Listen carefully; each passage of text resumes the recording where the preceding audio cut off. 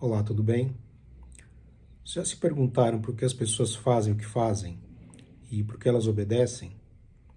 Tem alguns temas que estão circulando na mídia essas semanas e esse vídeo é para falar sobre eles. Quais temas? A anistia, a existência do mal, a intencionalidade, a obediência e a punição. Eu vou trazer alguns personagens e eventos para comentar sobre isso. O primeiro deles é o James Milgram. Ele foi um psicólogo americano, filho de imigrantes judeus do leste europeu, fez doutorado em Harvard. Ele conduziu um experimento bem famoso na área da psicologia social na Universidade de Yale em 1961. Esse experimento ele foi feito logo após o julgamento do Adolf Eichmann, que foi um tenente-coronel da SS nazista, cuja principal função era organizar a logística da solução final. A solução final seria a deportação e extermínio sistemático de judeus durante o Holocausto. Eichmann fugiu da Alemanha logo após o fim da Segunda Guerra Mundial, em 1945. Ele chegou a ser capturado pelos aliados, mas usava documentos falsos e conseguiu escapar de um campo de prisioneiros em 1946. Depois disso, viveu escondido na Alemanha por alguns anos, usando nomes falsos, até que em 1950 conseguiu fugir da Europa. Ele se mudou para a Argentina, com um passaporte falso da Cruz Vermelha, usando o nome de Ricardo Clemente. Lá viveu por cerca de uma década, até ser capturado pelo Mossad, o Serviço Secreto de Israel, em 1960. Ele foi levado para Jerusalém e julgado e condenado em 1961, morreu enforcado em Israel. Durante o julgamento, ele tentou justificar seus atos, repetindo sempre as mesmas frases, ou a mesma frase: eu apenas cumpria ordens. A filósofa de ascendência judaica, nascida na Alemanha, da qual fugiu em 1933, e naturalizada americana, onde chegou em 1941, Hannah Arendt, cobriu o julgamento de Eichmann e cunhou o termo banalidade do mal. Como que ela cunhou esse termo? Ela cunhou esse termo porque ela dizia que o Eichmann não era o monstro que ela esperava, não despertava medo, mas sim ele era um homem medíocre, obediente, que não pensava criticamente sobre o que fazia. Ele agia como um funcionário comum, o que tornava seus atos ainda mais assustadores. Como essa história se liga ao experimento de Milgram? O experimento era sobre obediência e funcionava da seguinte maneira. Numa sala entravam 2 voluntários e eram recebidos por um cientista. Ele pagava um valor a cada um deles e eles assinavam um recibo. O cientista, então, por sorteio, dizia que um deles faria o papel de professor e o outro faria o papel de aluno. O aluno, então, ia para uma sala menor, dentro da sala do experimento, e era ligado a fios em seus braços. Havia ali um pequeno teclado com teclas numeradas que ele usaria para responder as perguntas do professor. O professor acompanhava o processo de ligar os fios no aluno e era conduzido de volta à sala do experimento. A partir daí, o professor não via mais o aluno, mas podia ouvir sua voz. O professor era instruído a perguntar uma sequência de palavras ao aluno e cada vez que o aluno errava, ele deveria apertar um botão numa máquina à sua frente e aplicar choques elétricos no aluno. Cada vez que ele errava uma resposta, a cada erro do aluno, a voltagem do choque era aumentada. Começava em 45 volts e ia até 450 volts. Antes de começar as perguntas, o cientista aplicava um choque de 45 volts no braço do próprio professor para ele ter uma ideia da dor que isso causaria no aluno. Conforme o aluno ia errando as respostas e o choque ficando cada vez mais fortes, era possível ouvir os gritos de dor do aluno e seus pedidos para que o experimento parasse. Em certo ponto, o aluno não respondia mais às perguntas, nem fazia mais nenhum som. O professor, então, questionava o cientista se ele deveria parar. O cientista dizia frases como: "O experimento exige que você continue. Continue." Quantos por cento dos professores que faziam, as pessoas que faziam o papel de professor, quantos por cento vocês acham que pararam o experimento no meio, mesmo com a ordem do cientista de não parar? E quantos por cento obedeceram e foram até o final, chegando a dar 3 choques no final de 450 volts? O resultado é que cerca de 65% dos participantes foram até o fim, aplicando choque máximo de 450 volts, mesmo ouvindo gritos e pedidos de socorro do aluno. Obedeceram às ordens, mesmo sabendo da dor que estavam causando no outro. Na realidade, o voluntário que fazia o papel de aluno era um ator e nunca levou nenhum choque. Mas para que o experimento funcionasse, era necessário que os voluntários que faziam o papel do professor acreditassem que realmente estavam dando choques no aluno. Após o final da sessão, esse segredo era revelado e cada um dos professores que se sentiam aliviados por não terem machucado ninguém, mas ainda assim ficavam um pouco perturbados pela experiência. O que ficou para o Milgram desse experimento é que a essência da obediência consiste no fato de que uma pessoa vê a si mesma como um instrumento para realizar os desejos e a vontade de outra, e, portanto, não se considera autor e nem responsável por seus atos. Com a obediência vem o desaparecimento da responsabilidade da pessoa que obedece. As pessoas comuns, simplesmente fazendo o seu trabalho, sem nenhuma hostilidade particular de sua parte, podem se tornar agentes de um processo terrivelmente destrutivo, onde não é necessário ter ódio para se cometer atos cruéis. O ódio pode até atrapalhar.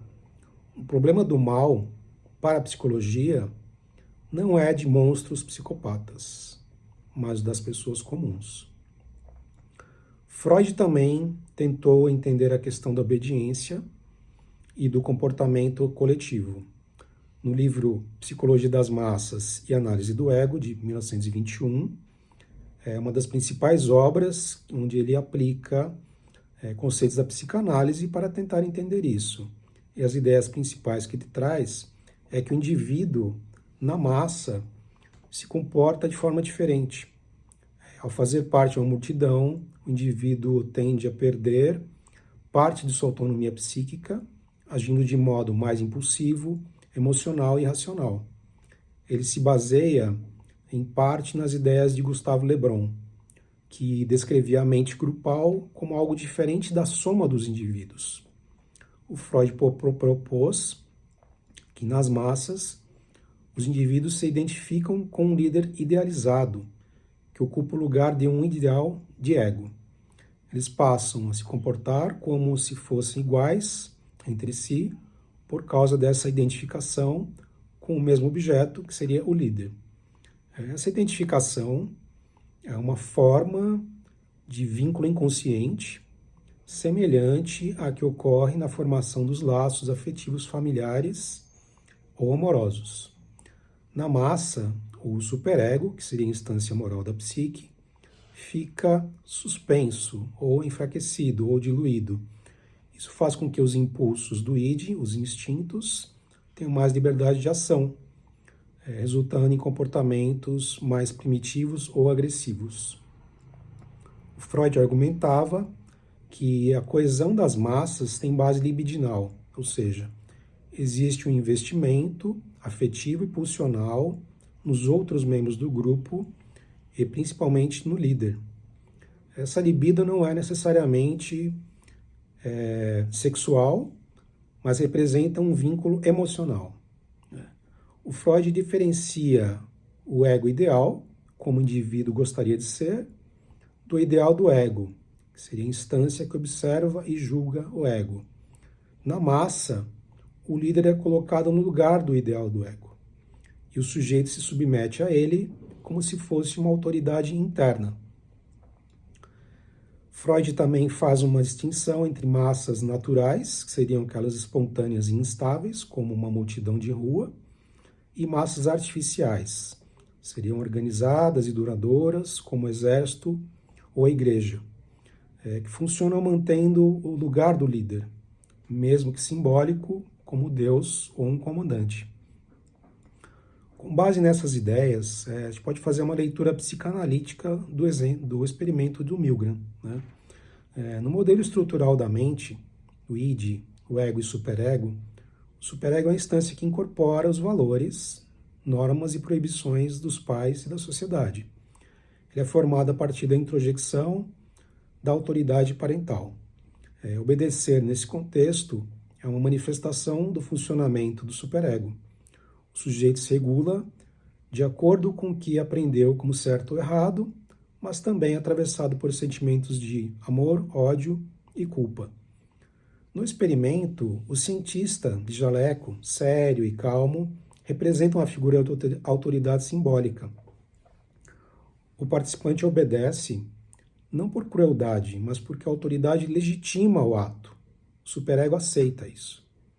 Freud nos mostra que as pessoas se identificam com líderes, e essa identificação pode levar à submissão. No experimento, o voluntário se submete à figura científica, confiando que ele sabe o que ele está fazendo e pedindo para ser feito. Muitos voluntários suavam, tremiam, hesitavam, mas continuavam mesmo assim. Isso mostra que havia um conflito entre o ego, a realidade moral, e a obediência à autoridade, o superego e a figura idealizada. Se Freud tivesse visto o experimento, talvez ele dissesse que o sujeito sofre, mas obedece, porque foi condicionado desde cedo a valorizar a autoridade, mesmo contra a sua vontade. No livro O Mal-Estar na Civilização, Freud ele argumenta que a civilização exige que os indivíduos reprimam seus impulsos, especialmente sexuais e agressivos, e em nome da vida em sociedade. Obedecer às regras culturais é o preço da civilização, mas isso gera um mal-estar profundo no indivíduo, pois o leva a conflitos internos constantes. Nesses momentos, quando a figura da autoridade é externa a si mesmo e o indivíduo está em um contexto de comportamento de massa, é quando o mal-estar, a lei e a culpa podem acabar sendo suplantadas pela agressividade, pela destrutividade e violência que estão o tempo todo sendo represados em função da inserção na cultura e na civilização. As leis brasileiras fazem distinção entre pessoas comuns, políticos e militares, em diversos aspectos, especialmente em relação a foro privilegiado, tipos de julgamento, regime disciplinar e responsabilidades específicas. Ao invés de pedir anistia, sob o argumento de que as pessoas comuns, com profissões comuns, que eu acabei de demonstrar e a história do nazismo mostra, as pessoas comuns são capazes de atos extremamente cruéis, de crimes. Será que não seria mais interessante pedir uma reforma do foro privilegiado? Hoje eu entendo que ele é exagerado, desviado de sua função original, servindo muito mais como proteção a indivíduos do que a democracia. Uma versão mais enxuta, funcional, seria mais coerente com o princípio da igualdade perante a lei e mais eficaz para coibir abuso de poder. Então o problema não é a regra, que todos estamos submetidos às leis e que as pessoas comuns que cometem crimes devem ser julgadas e punidas de acordo com o que as leis dizem. O problema está nas exceções, onde certas categorias acabam não sendo responsabilizadas por seus crimes. O problema não é ser comum. O problema é que alguns são mais comuns do que outros. Obrigado.